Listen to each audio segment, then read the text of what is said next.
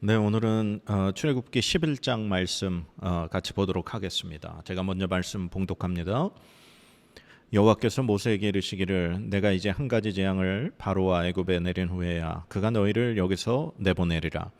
그가 너희를 내보낼 때에는 여기서 반드시 다 쫓아내리니 백성에게 말하여 사람들에게 각기 이웃들에게 은금 패물을 구하게 하라 하시더니 여호와께서 그 백성으로 애굽 사람의 은혜를 받게 하셨고 또 그 사람 모세는 애굽 땅에 있는 바로의 신하와 백성의 눈에 아주 위대하게 보였더라. 모세가 바로에게 이르되 여호와께서 이와 같이 말씀하시기를 밤중에 내가 애굽 가운데로 들어가리니 애굽 땅에 있는 모든 처음 난 것은 왕 위에 앉아 있는 바로의 장자로부터 맷돌 뒤에 있는 몸종의 장자와 모든 가축의 처음 난 것까지 죽으리니 애굽 온 땅에 전무후무한 큰 부르짖음이 있으리라.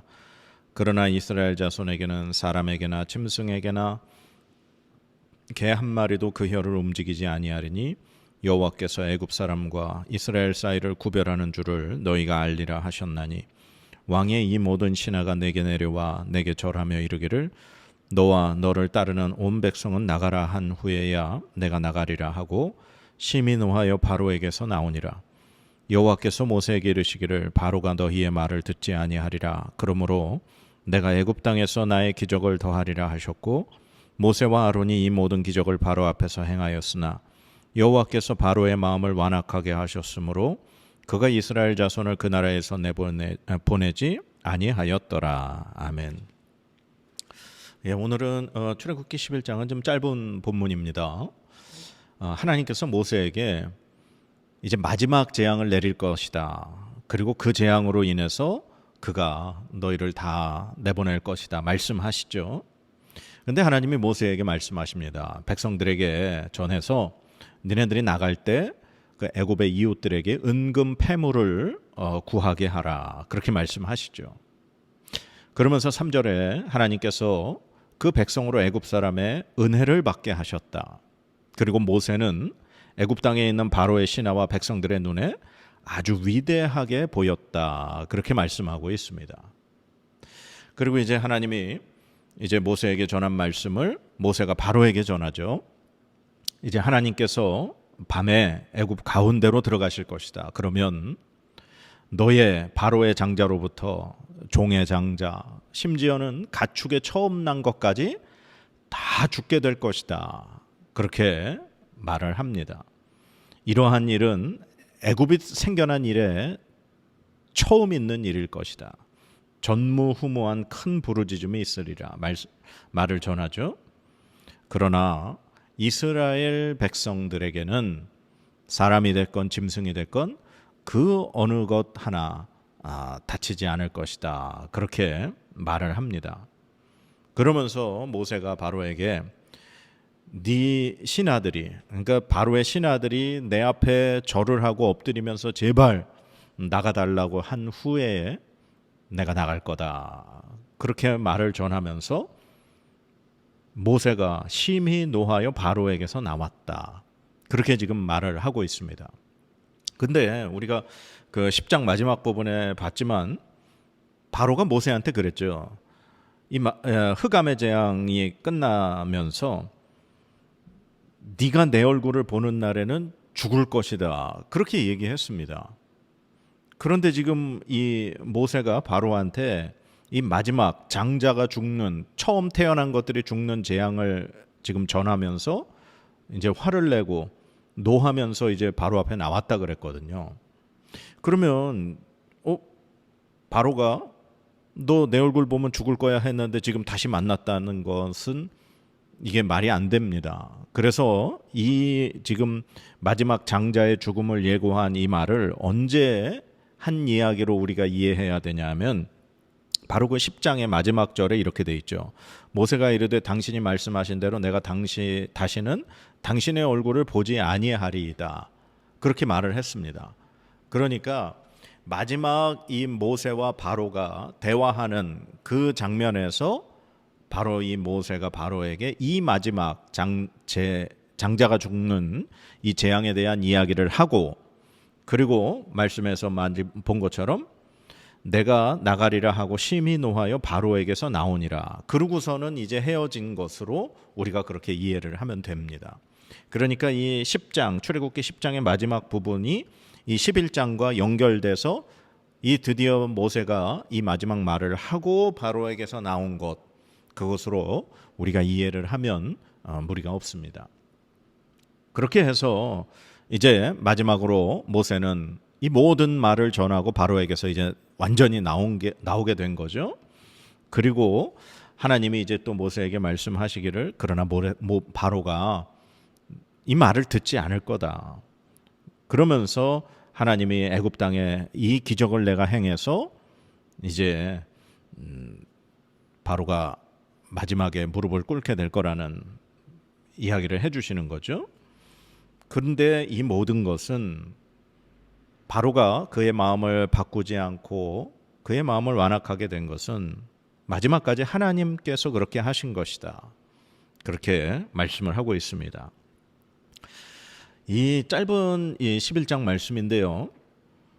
오늘 아까 하나님이 모세에게 말씀하신 것 중에 이런 말씀이 있었습니다. 내가 이제 마지막 재앙을 보내면 이제 바로가 너희들을 내보내게 될 텐데, 그때 애굽 백성들에게, 이웃들에게 은금 패물을 요구해라. 그렇게 말씀하고 있습니다. 2절에 이렇게 되어 있습니다. 백성에게 말하여 사람들에게 각기 이웃들에게 은금 패물을 구하게 하라 하시더니. 이스라엘 백성들이 이제 애굽에서 나가게 될 때 사람들한테 그런 것을 요구해서 그런 걸 얻어가지고 가라고 말씀하시는 거죠. 왜 이런 일을 하라고 하나님 말씀하시는가? 우리가 여러분 창세기에서 봤지만 이미 기억하시는 분이 계실지 모르겠습니다. 하나님이 아브라함과 언약을 맺으실 때 창세기 15장 14절에 이미 하나님이 이 약속을 말씀을 해주셨습니다. 창세기 15장 14절에 이렇게 되어 있습니다. 그들이 섬기는 나라를 내가 징벌할지며, 즉 하나님께서 애굽을 이제 이 여러 가지 재앙으로 징벌을 하셨죠. 이미 징벌할지며 그 후에 네 자손이 큰 재물을 이끌고 나오리라. 아멘. 이게 하나님이 아브라함에게 하신 약속이었습니다. 하나님께서 아브라함에게 그 너의 후손이 400년 동안 다른 나라를 섬기고 고통을 받지만 하나님께서 그 나라를 징벌하시고, 그리고 너희가 그 자손에게서 이제 벗어나서 나올 때 큰 재물을 가지고 나올 거다. 하나님이 이미 약속하셨습니다. 그래서 하나님의 약속이 이루어지는 그 구절이 바로 오늘 11장 2절에 있는 말씀입니다. 하나님이 그 노예로 그 고통받고 고생했던 그 이스라엘 백성들이 애굽에서 나오게 될 때 그들을 절대 빈손으로 나오게 하시지 않겠다는 거죠. 그래서 이스라엘 백성들이 이웃들에게 금을 요구할 때 그들이 다 주게 되고, 그래서 이스라엘 백성들은 그것들을 가지고 이제 애굽을 나오게 되는 그 일이 벌어지게 되는 겁니다. 자, 근데 오늘 저는 이 11장 말씀에서 제일 중요한 어떻게 보면은 핵심 구절이 3절 말씀이라고 생각합니다. 3절을 제가 한번 읽어보겠습니다. 여호와께서 그 백성으로 애굽 사람의 은혜를 받게 하셨고, 또 그 사람 모세는 애굽 땅에 있는 바로의 신하와 백성의 눈에 아주 위대하게 보였더라. 아멘. 하나님께서 이스라엘 백성이 애굽 사람에게 은혜를 얻게 하셨답니다. 그리고 모세는 바로의 신하들과 애굽 사람들의 눈에 위대하게, 그것도 아주 위대하게 보였다. 그렇게 말씀하고 있습니다. 어떻게 이런 일이 가능하게 된 겁니까?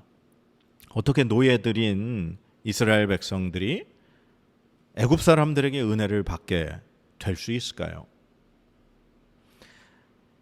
왕자의 신분이었다가 사람을 죽인, 그 애굽 사람을 죽인 사건으로 인해 도망자가 되어서 40년을 그냥 목자로 살다가 80세 노인이 되어 이제 바로 앞에 나타나고 애굽에 나타난 그 모세가 어떻게 바로의 신하들과 백성들의 눈에 아주 위대하게 그렇게 보이게 될 수 있었을까요?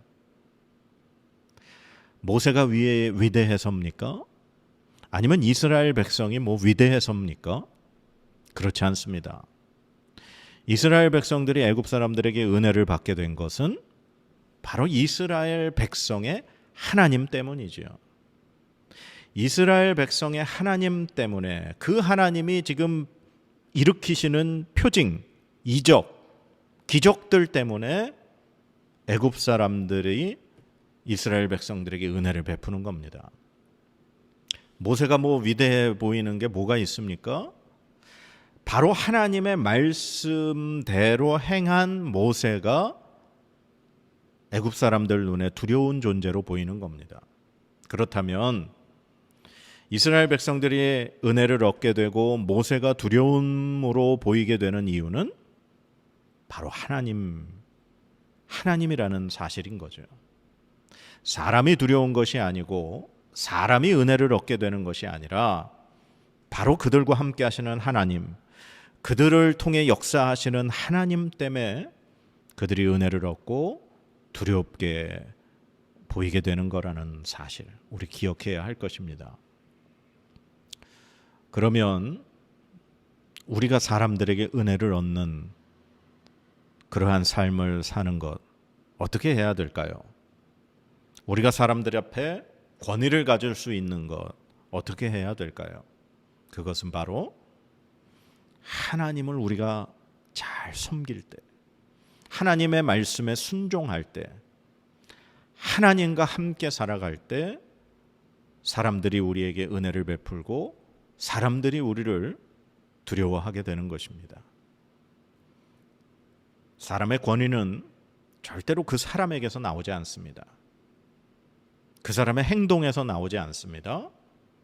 바로 그 사람 뒤에 계신 그 하나님 앞에 그 사람이 어떻게 행하는가를 볼 때 그 권위가 나오는 줄 믿습니다. 사랑하는 여러분, 하나님 잘 섬기십시오. 하나님 말씀대로 행하십시오. 예수 그리스도를 믿음으로 우리와 함께 하시는 성령 하나님과 함께 살아가십시오. 그럴 때 사람들이 저 사람은 뭔가 다르구나, 저 사람에게는 분명히 하나님이 함께 하시는구나 라는 걸 보게 될 때 여러분은 은혜를 얻게 되고 여러분의 권위는 하나님이 올려주시는 줄 믿습니다. 그 권위를 마치 내가 한 것처럼 착각하지 마십시오. 내가 뭔 힘을 가지고 있다라고 착각하지 마십시오. 내가 뭔가를 했기에 사람들이 나를 두려워한다고 생각하지 마십시오. 사람은 아무 힘이 없고 권능이 없고 권위가 없습니다. 오직 하나님이 우리를 붙드실 때, 내가 하나님 손에 붙들림 받을 때, 내가 하나님의 권위에 순종하고 내가 하나님의 말씀에 순종할 때 하나님이 우리를 은혜 받게 하시고 두렵게 하시는 줄 믿습니다. 그래서 오늘 이 말씀 기억하셔서 하나님 앞에 겸손하게 하나님과 함께 살아가는 저와 여러분의 삶이 되기를 간절히 축복합니다. 기도하겠습니다. 하나님 때문에 우리가 사람들에게 은혜를 받습니다. 하나님 때문에 사람들이 우리의 권위를 인정해 줍니다. 하나님, 이 사실을 기억하기 원합니다. 하나님 앞에 우리가 겸손하지기 원합니다. 하나님, 우리는 아무 힘도 능도 없음을 고백합니다. 오직 내 안에 계신 성령 하나님과 함께 살아가기 원합니다. 하나님과 함께 살기 원합니다. 하나님, 우리를 붙들어 주시고 우리를 통하여 하나님 역사하여 주시옵소서. 감사드리며 예수님의 이름으로 기도드립니다. 아멘.